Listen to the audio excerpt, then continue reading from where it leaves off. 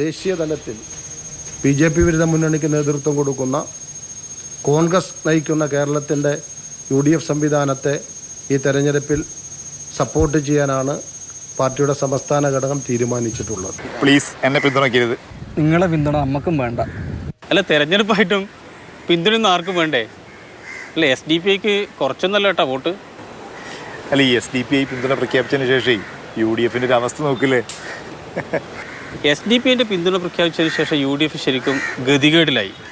പ്രതിച്ഛായ ഭയന്നിട്ട് ഇതൊട്ട് സ്വീകരിക്കാനും കഴിയില്ല, എന്നാൽ വോട്ടിൻ്റെ എണ്ണം കണ്ടിട്ട് അതങ്ങ് തള്ളിക്കളയാനും കഴിയുന്നില്ല. പിന്തുണ പ്രഖ്യാപിച്ചതിന് പിന്നാലെ CPM പണി തുടങ്ങിയില്ലേ? എന്താ അടി. SDPI മുമ്പും പിന്തുണ പ്രഖ്യാപിച്ചിട്ടുണ്ട്. അപ്പോഴും UDFകാർ പറഞ്ഞത് ഞങ്ങൾ തമ്മിൽ യാതൊരു തരത്തിലുള്ള ചർച്ചയോ അതിനടിസ്ഥാനപ്പെടുത്തിയ തീരുമാനങ്ങളോ ഇല്ല എന്നായിരുന്നു. ഇപ്രാവശ്യവും UDF നേതൃത്വം നിഷേധിച്ചാൽ ഇന്നല്ലെങ്കിൽ നാളെ അതുമായിട്ട് ബന്ധപ്പെട്ട എല്ലാ വിവരങ്ങളും പുറത്തു വരുന്ന കാര്യത്തിൽ എനിക്ക് യാതൊരു സംശയമില്ല. മുമ്പ് പോകുന്ന പോലെ തന്നെ. അല്ല, CPM അങ്ങനെ പലതും പറയും, അതൊന്നും നോക്കിയിട്ട് കാര്യമില്ല. കഴിഞ്ഞ ലോക്കൽ ബോഡി ഇലക്ഷനിൽ ഒരു പല സ്ഥലത്തും SDPI ആയിട്ട് നീക്കുപോക്ക് ഉണ്ടാക്കിയിട്ടുണ്ട്. അല്ല, CPMൻ്റെ വിമർശനത്തിൻ്റെ അടുത്തല്ല കാര്യങ്ങൾക്ക് കുറച്ചുകൂടി ഗൗരവമുണ്ട്. കാരണം ഈ വിഷയം BJP ദേശീയ തലത്തിൽ പ്രചരണായുധമൊക്കെ എടുത്തിട്ടുണ്ട്. അവരുടെ ലക്ഷ്യം സത്യത്തിൽ കോൺഗ്രസിനെ തകർക്കുക എന്നുള്ളതാണ്.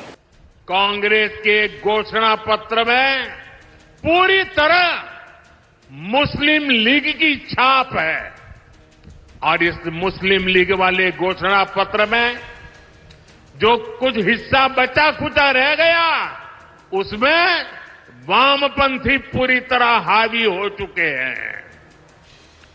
कुल मिलाकर कांग्रेस इसमें दूर दूर तक नहीं दिखाई देती है. അല്ല, മോദി പറഞ്ഞതോടെ UDF ശരിക്കും ഒന്ന് പേടിച്ചു അല്ലേ? വേദനയോടെ ആണെങ്കിലും അവർ പറഞ്ഞു SDPI ഈ ഭാഗത്തേക്ക് വരണ്ട.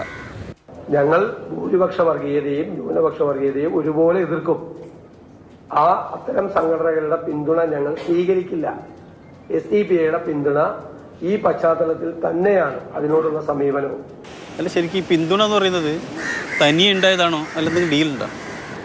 അല്ല, UDFിന് ഇപ്പം ചില ആശങ്കകളൊക്കെ ഉണ്ടല്ലോ. സമസ്ത വോട്ടുകൾ ചോരും എന്നൊക്കെ പേടിയുണ്ട്.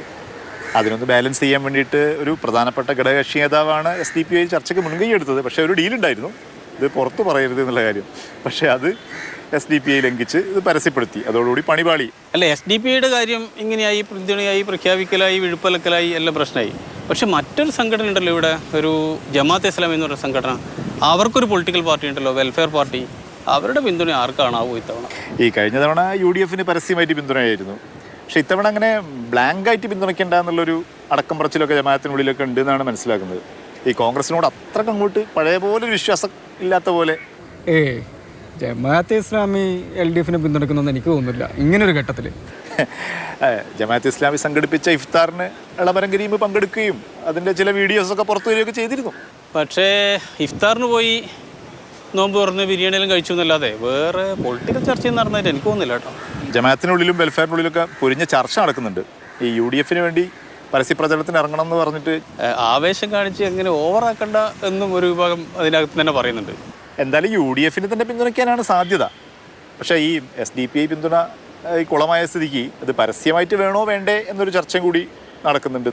പിന്തുണച്ച അപ്പം വരൂലേ രാഹുലിന് മതരാഷ്ട്രവാദികളുടെ പിന്തുണ?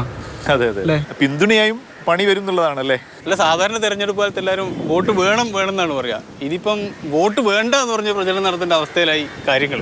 അതെ അതെ അതെ അതെ.